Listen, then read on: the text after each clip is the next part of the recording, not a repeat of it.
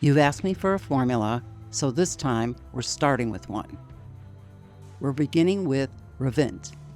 We're going to start with the simplest question possible. When you're holding a permanently enchanted weapon, what does that weapon actually contribute? In its most fundamental form, I'm representing it like this. D equals strength plus magic multiplied by E. I'm calling D the simplified offensive index. It is not damage. It's the offensive value we're starting with before the attack and the enemy enter the calculation. A permanently enchanted weapon gives us two contributions to think about. The physical side begins with strength. The elemental side begins with magic. But I'm not treating all of that magic as elemental damage. I'm multiplying it by another value, E. E is the effective enchantment coefficient. And E is where things become interesting. Rhewynt displays a 50% ice enchantment. Reverse engineering has also described another hidden value called enchant rate. Those aren't necessarily the same thing, and I'm not going to pretend we've established that they are. So I'm going to treat E as a variable. For our first calculation, I'm going to test the simplest interpretation available to the player. What happens if E equals Rhewynt's displayed 50%? This is important. We're no longer saying Rhewynt's enchantment coefficient is 0.50. We're saying, let's put 0.50 into the model and see what it predicts. To do that, we need a real set of numbers to work with. So let's start with my Elven-forged Rhewynt. My status screen gives me 984 total strength and 1050 total magic. Now we put those numbers into the simplest version of the model. The physical contribution is 984. The elemental contribution under our 50% hypothesis is 525. Together, that gives us a simplified offensive index of 1,509. Again, 1,509 is not damage. We haven't attacked anything yet. Once an attack is chosen, the game applies another value called action rate. Action rate represents how strongly that particular attack uses available offensive power. But action rates aren't displayed in an unmodified game. Some have been identified through reverse engineering and mods, while multi-hit skills can involve several different values depending on how the attack connects. So action rate is useful for deeper analysis, but it's not necessary for the comparison I'm giving you today.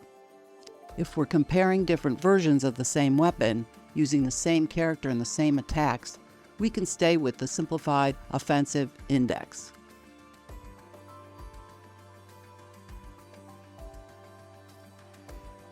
For this example, though, I'm using Dragon's Foin, which has a reported action rate of 1.50 per hit.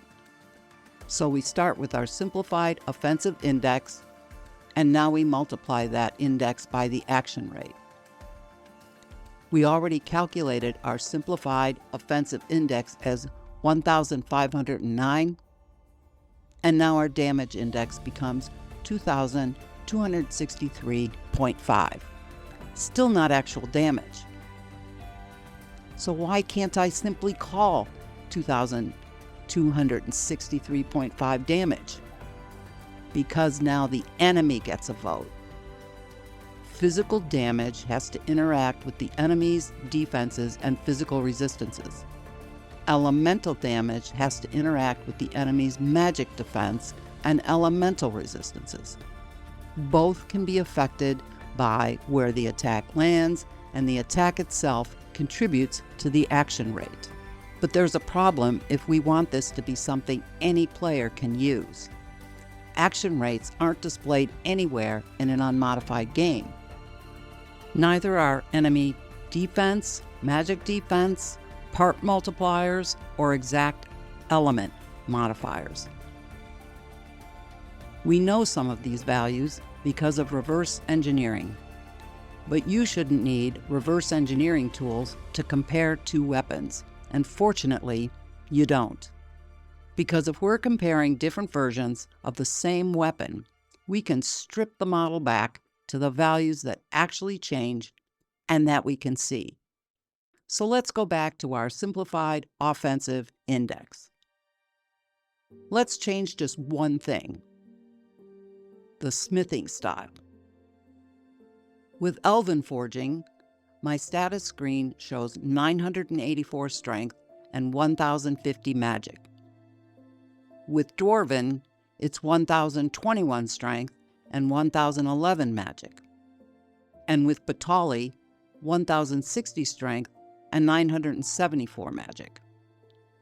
Put those numbers into the same simplified formula using the same 50% hypothesis for E, and I get 1,509 for Elven, 1,526.5 for Dwarven, and 1,547 for Battahli. Under these assumptions, Battahli has the highest simplified offensive index. But look at Dwarven. Its knockdown power jumps from 415 to 639. So before we've fought a single enemy, we can already see something important. Smithing isn't simply changing how big one damage number is. It's changing what the weapon is good at. I program the model into my TI-84 calculator so I can test additional assumptions and known action rates on the fly. But for the basic forging comparison, a phone calculator and the simplified offensive index are all you need. I did it because now I can change the values on the fly.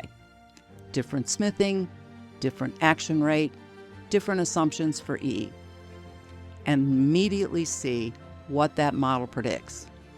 And that's where the mathematics stops and the testing begins. I'm going to take these three versions of Rhewynt into actual combat. I'm going to play Mystic Spearhand normally. I'm going to watch what happens: damage, freeze, knockdown, and whether the differences predicted by the model actually appear in play. This is why I'm becoming increasingly reluctant to call any smithing style the best. This calculation uses my status screen. Your strength and magic may be different. Your character's progression may be different. Your skills may be different. The way you actually play Mystic Spearhand may be different. That's especially important for a hybrid vocation where both physical and magical offense can matter. Battahli gives my Rhewynt the highest simplified offensive index under these assumptions. Dwarven gives up surprisingly little of that index in exchange for considerably more displayed knockdown power.